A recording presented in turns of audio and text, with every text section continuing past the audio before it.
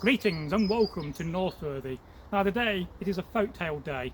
Now we've all heard about the birds, the carrion of Odin, the Allfather, the crows, the ravens, magpies and blackbirds. But we often don't think about birds of prey. And our story revolves around an eagle and a crow. The Eagle and the Crow, an old English story. Now once upon a time, in those good old medieval times of the Anglo-Saxons and the Vikings and later on the Anglo-Normans, there was a farmer. He had some land and he raised sheep. It was springtime, it was time for lambing, and it was lucky because he had a lot of sheep, and that year they gave birth to lots of lambs. Great news. And one day he was in a field. The shepherd was tending to his sheep and to his lambs, and he thought he'll sit down on a log to eat some lunch.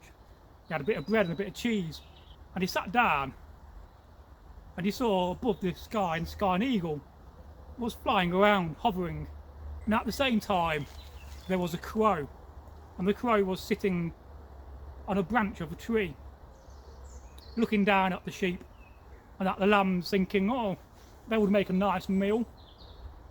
And then suddenly the eagle swooped down and with its claws picked up a lamb and flew off with a lamb in its claws, squealing and squeaking as it faces death and was going to be eaten by the young chicklings, whatever you call them, from the eagle.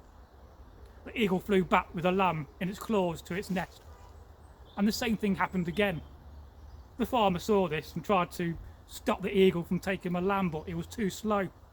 And again, the eagle flew down and got his claws into another lamb and picked it up and flew away with the baby lamb, facing a fate worse than death. I'm sure you agree, being eaten by eagles is not a nice way to go. But the crow, he saw this, and it happened for a third time, that the eagle flew above the lambs and swooped down to the ground and took another lamb for the third time. For often in folk tales and stories, things happen in three, and three is a magical number. And so the crow, who was sitting on a branch thinking, oh, I'm hungry, I wish I could go and pick up a lamb. Oh, I quite fancy a bit of lamb. It's tasty, my favourite meat, and mine as well. Oh, I love a good lamb roast. And so he thought, I'm going to try this. I'm going to try to swoop down. And so he waited and he spied on the lambs. He knew that he couldn't take a big lamb. He had to go for the weakest and the smallest of lambs if it was possible for him to fly away with it. And so the crow waited and waited until he saw his moment. At this point the farmer had gone back to his longhouse to have his lunch and to get some water and some mead. And so he saw his opportunity. He flew up as high as he could so that then he could swoop down, and he had his eyes on the smallest lamb he could possibly find in the field. And so he swooped down, and with his claws he got hold of a lamb. But something unusual happened, for he could not fly away. The lamb was too heavy. He thought, oh, curse the gods, I can't fly with this lamb. I'm so hungry, I could eat this lamb right now, but I can't fly away. And he realised that he couldn't carry the lamb off. It was too big, it was too heavy. But the unusual thing that happened is that he could not fly away, for his claws were tied up into the fleece of the lamb, and no matter how many times he tried, the crow, the bird of Odin, the carrion, was fastened to the lamb. He flapped his wings, he pecked the lamb with his beak, trying to get off. He could not get off the lamb. He was fastened, stuck. And then the farmer came back. He looked around, checking on his lambs, and he saw the lamb with the crow fastened to its back.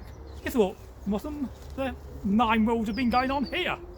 For the farmer was indeed a pagan, and it was back in the day, in the 6th century, just after the migration period, when the Angles and the Jutes and the Frisians came over and settled in England, before the Anglo-Saxons became Christians.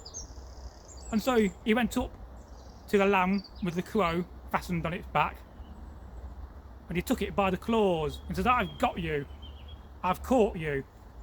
Now, he wasn't going to let this crow go. I think I would. But no, he said, I'm going to take you back to my longhouse. And by chance, he had a cage made from willow and from hazel. And he put it in the cage. And he lived in a village. And all the people came and heard about the story of the eagle taking the lambs and how the crow was jealous and wanted to carry a lamb off himself. And all the people came and they laughed at this crow. Oh, look at this crow you got. And for many years, that crow lived inside a cage of hazel and of willow until the day it died many, many years later. For crows live a long time. But it makes you think whether this story is actually true. Now, I can imagine eagles, and I've seen many an eagle in my time. They are fierce and big creatures. And yes, they can carry away lambs. In fact, they're known to carry away dogs and even very small children. They're that big and powerful and strong. And large salmon from lakes. So I'd imagine this is based on some truth. And whether a crow tried to emulate the eagle's success and got caught in the fleece of a lamb is another story. And why would a shepherd look after his lamb? Because they cost coin and they was important to the farmer to breed on, to have more sheep, to make more wool. And after all, our clothing is made from wool if you can't afford the quality of linen. So be careful, farmers. Be careful of eagles, or they're still around today. In fact, we don't have eagles in this area. We have buzzards.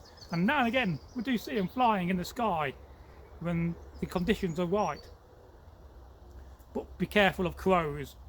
And if you do catch one fastened to a lamb, I would let it go myself rather than put it in a cage, because I think that's cruel.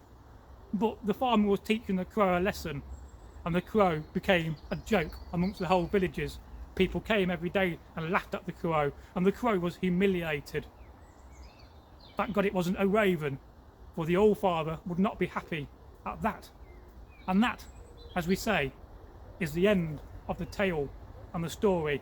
And if you have enjoyed this video, then please leave us a like and give us a follow. Subscribe if you're new. And if you do not know who I am Braggy, the son of Magnar.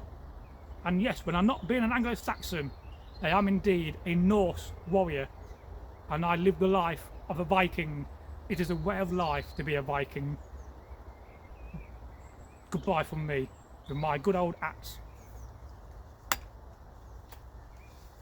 Whoa!